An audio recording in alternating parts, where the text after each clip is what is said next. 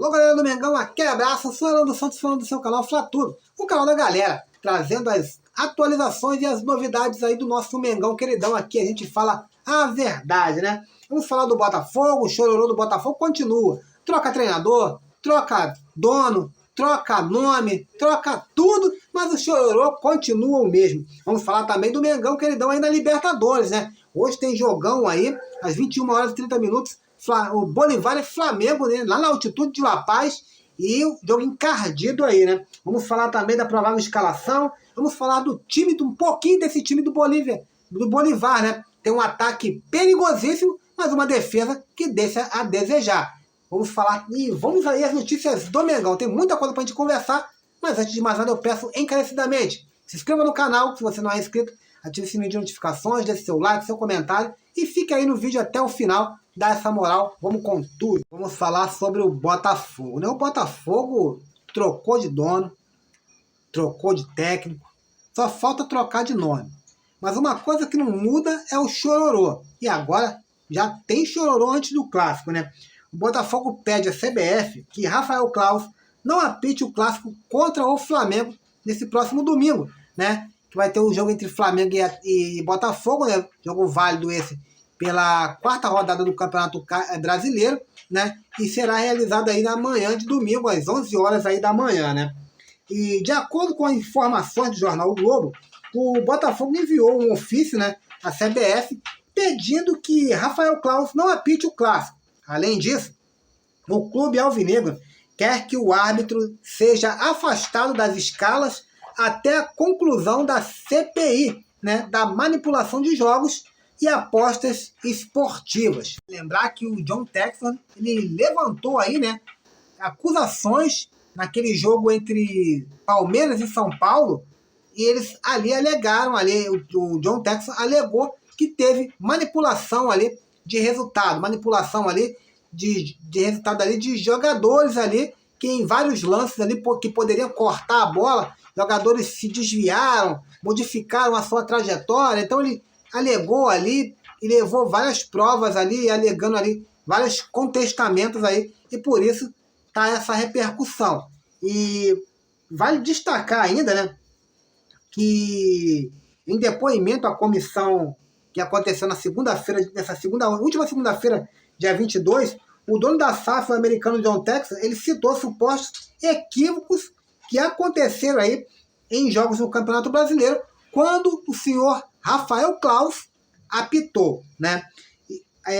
Além dessa confusão toda aí, né, o empresário já havia feito duras críticas, né, ao árbitro da partida após aquele jogo entre Flamengo e Botafogo em setembro do ano passado, né, em que o Flamengo venceu pelo placar de 2-1 o Botafogo lá no Engenhão, tirando ali a invencibilidade, né, desestabilizando, quebrando ali a magia do tapetinho, né? O Flamengo mostrou ali o caminho das pedras e depois disso foi só sapecada. Sapecada do Palmeiras, sapecada do Grêmio, todo mundo que passou sapecou um pouquinho, né? E aí tá esse chororô, né?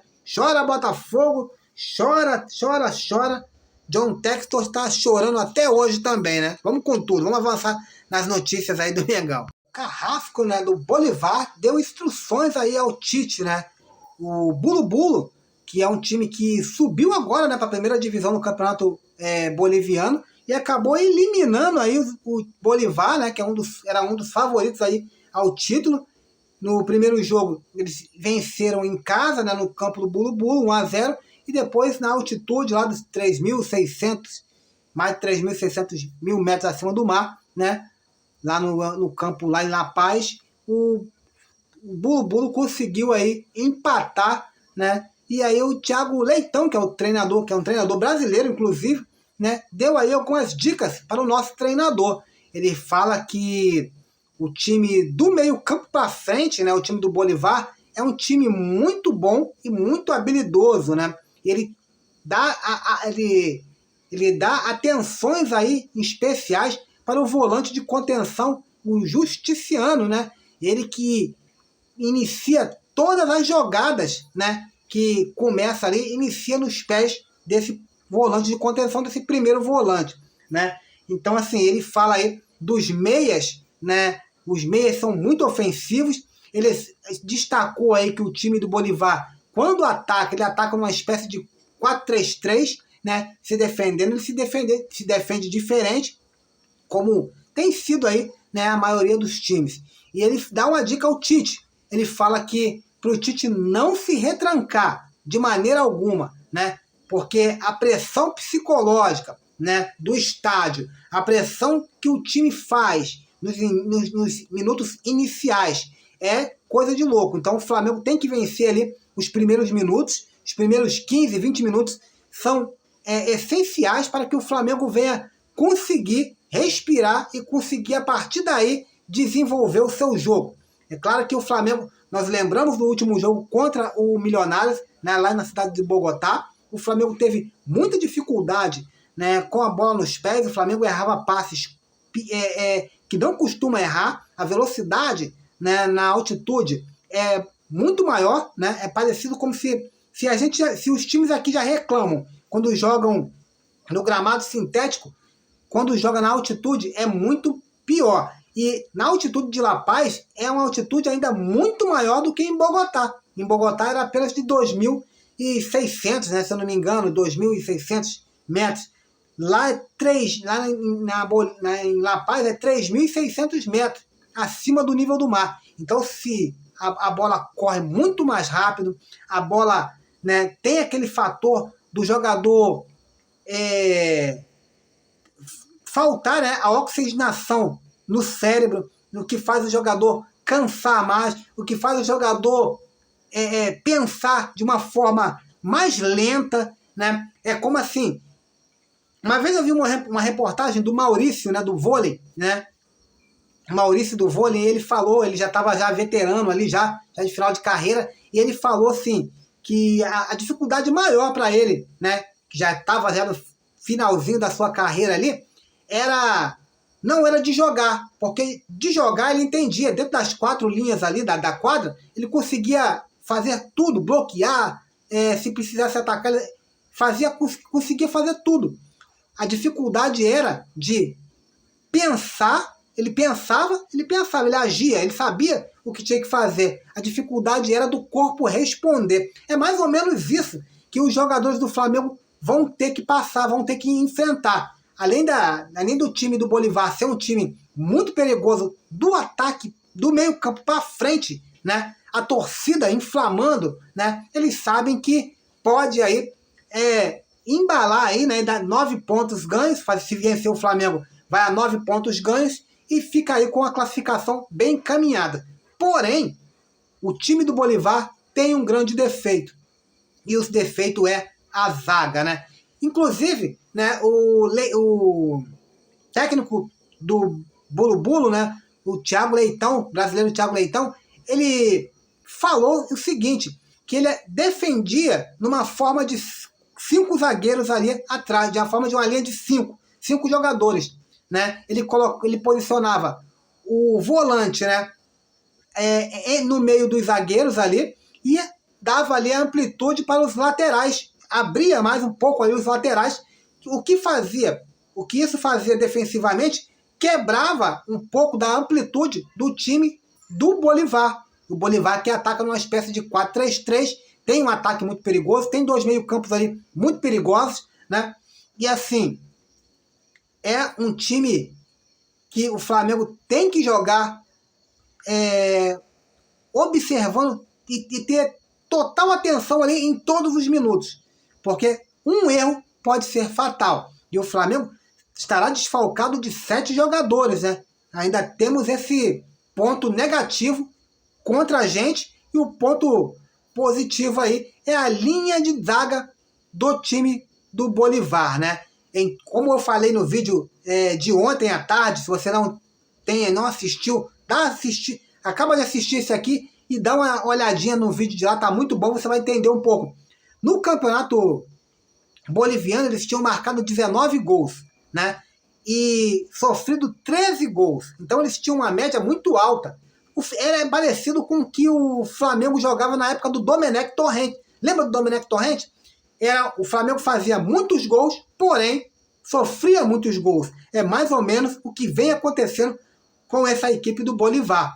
Dentro da Libertadores, foram 2 jogos, 2 vitórias, 6 gols a favor e 2 gols marcados, 2 gols sofridos, né, na equipe do Bolívar. Então, em todos os jogos, eles sofreram gols. E o Flamengo pode aproveitar aí dessa oportunidade aí.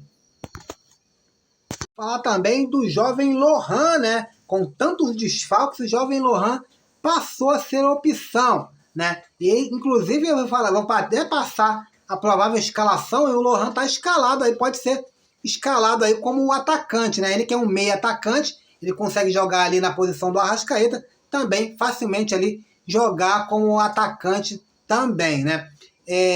Vale destacar que no Sub-20 o Flamengo conquistou aí a Libertadores da América contra o Boca Juniors e Lohan foi um dos destaques, junto com Chola e entre outros jogadores ali que ali brilharam, né? E agora, pela Libertadores da América, mas no profissional, Lohan tem a segunda participação aí, né? Vai ter a oportunidade de jogar pela segunda vez, mas agora iniciando aí como titular. O Lohan, que tem um passe aí avaliado aí, né?